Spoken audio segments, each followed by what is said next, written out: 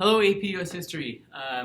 I want to welcome you into fourth quarter of this class. I want to use this video today as a chance to check in with all of you, let you know what's expected this week, as well as talk about some big picture things for this class moving forward.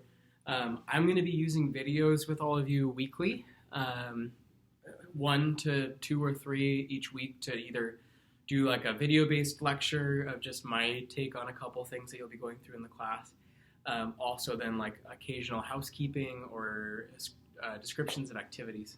But as we move forward in this class, first things first, our home base for this class moving forward is our Plus Portals class page. I'll be putting together units on the class page. Each unit will be titled whatever the calendar week is that we're in. And in there, then you'll find different tabs of lessons. Each lesson then will be a different thing that's expected of you over the course of the week. So, first thing you should do as soon as this video is over, which hopefully you've found it in the page or whatever, but as soon as this video is over, go through each of the different lesson tabs for this unit, the March 16 through 22nd unit. So you know what's expected this week, what to do, things like that. So if anything also you lose in the shuffle, feel free to rewatch this video. I do have a YouTube channel I've made, Mr. Parsons VLHS, very creative, I know, with a playlist then for each of my classes. So you'll find the APUSH History playlist, which is where this video is posted. So a couple things that I just want to make sure we're all clear on. First off, I do have the period 7 essay assessments that were due this past Sunday evening. I have those turned in by most of you.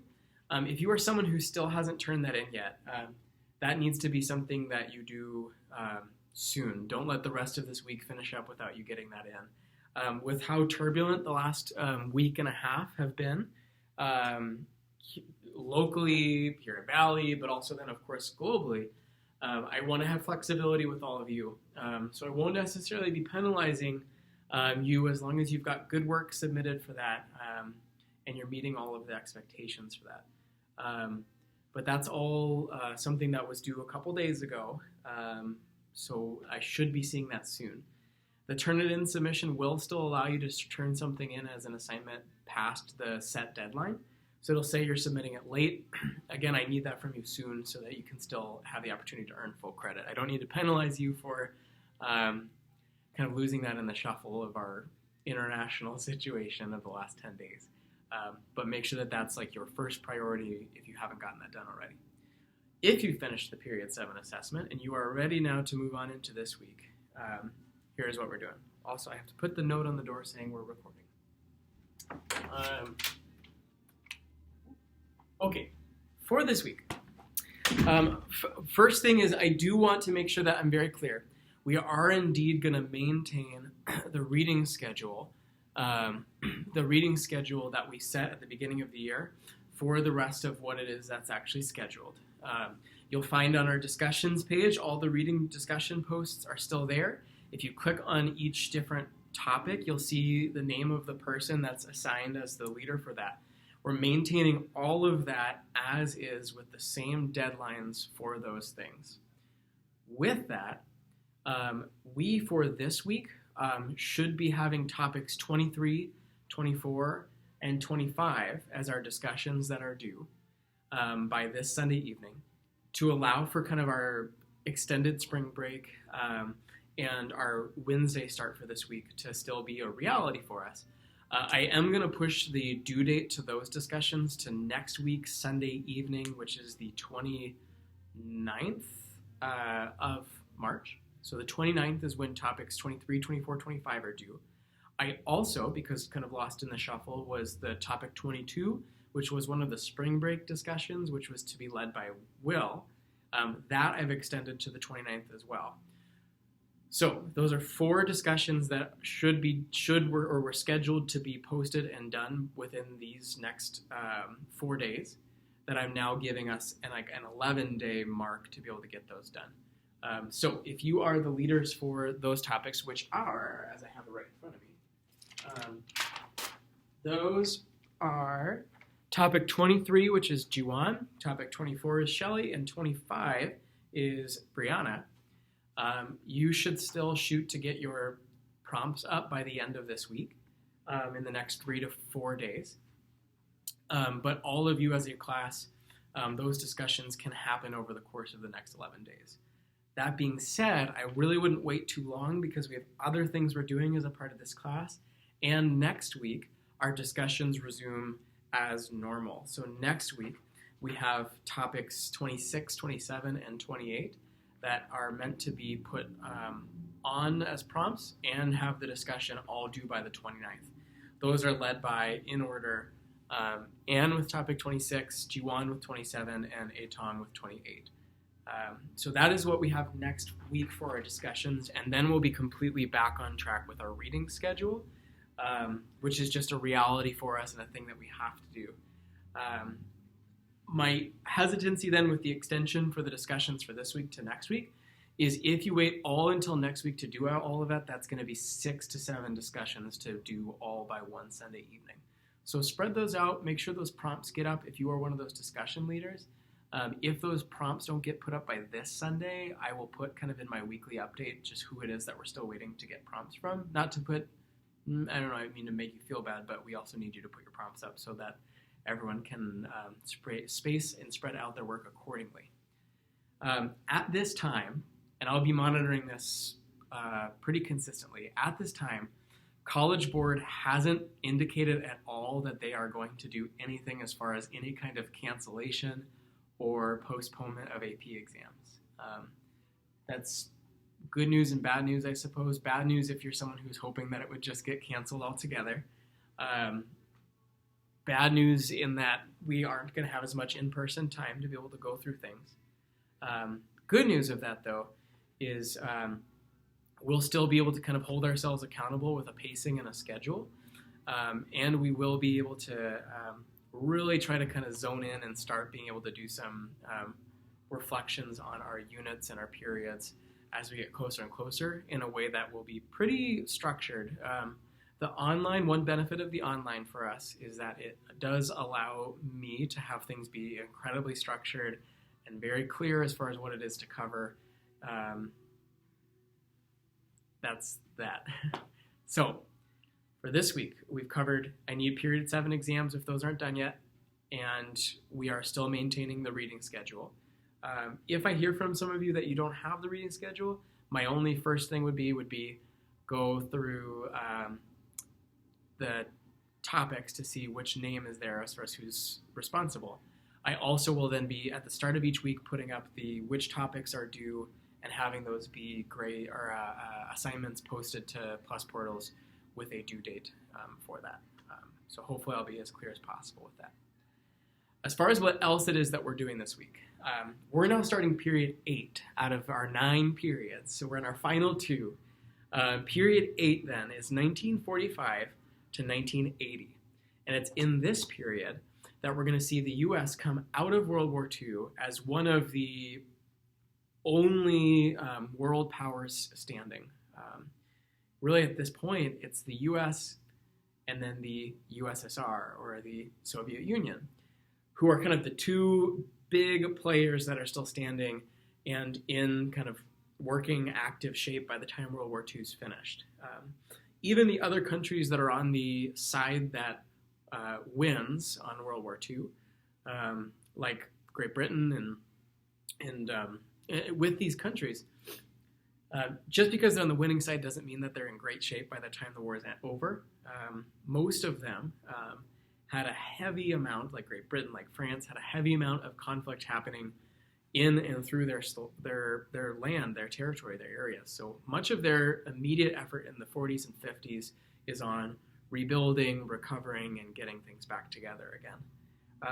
Whereas with the United States and USSR, these are nations that are, most of their territory gets untouched as far as like significant areas, meaning they're winners and ready to kind of go again. So you'll be looking through some primary sources this week that are going to show a little bit about how the United States goes about responding to this new position of global leadership that it'll find. A lot of what you'll see will be some statements and positions made by President Harry Truman, who really pushes the United States towards a position of global leadership that shows the United States actively looking abroad for places where the nation can support other nations who are being threatened by this growing threat of communism. So we'll see in the 40s, 50s, 60s, and 70s this war between ideologies of the United States democratic capitalism and the Soviet-based communism systems. And we'll see a bit of a war of ideology happening between these two places. We put all of this under the category of Cold War, which we use that word because there's no technical direct conflict between the US and USSR at this time, though we'll see there are plenty of conflicts that happen that do involve both the Soviet Union and United States through smaller wars, some of which are what we call proxy wars, two nations basically fighting each other through other nations or forces. And then some of them are through trying to gain control or connection to some of these buffer states. So there are primary sources on the Plus Portals class page in the activities in Cold War lesson area. There are 4 of them. And you'll be reading through those, just reading for understanding. You don't need to make notes or annotate or things like that. Just read them to understand them.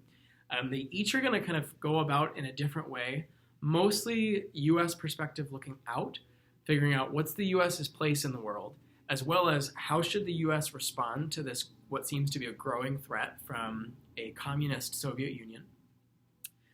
There's also one that I've thrown in there, though, that's a little bit of like an internal domestic issue going on. That's more of the concern of the threat of, is there any kind of communist presence even within the government of the United States, which has largely been debunked and shown to be mostly paranoia and fear. But that's there for you to also explore as far as kind of what's going on in the minds of politicians and people of that time. Once you've gone through those documents, your main task for this week, and it's a larger one, but your main task due by this Sunday evening is to write a modified DVQ essay. Now, I use the words DVQ mostly just because it's meant to be a document-based essay.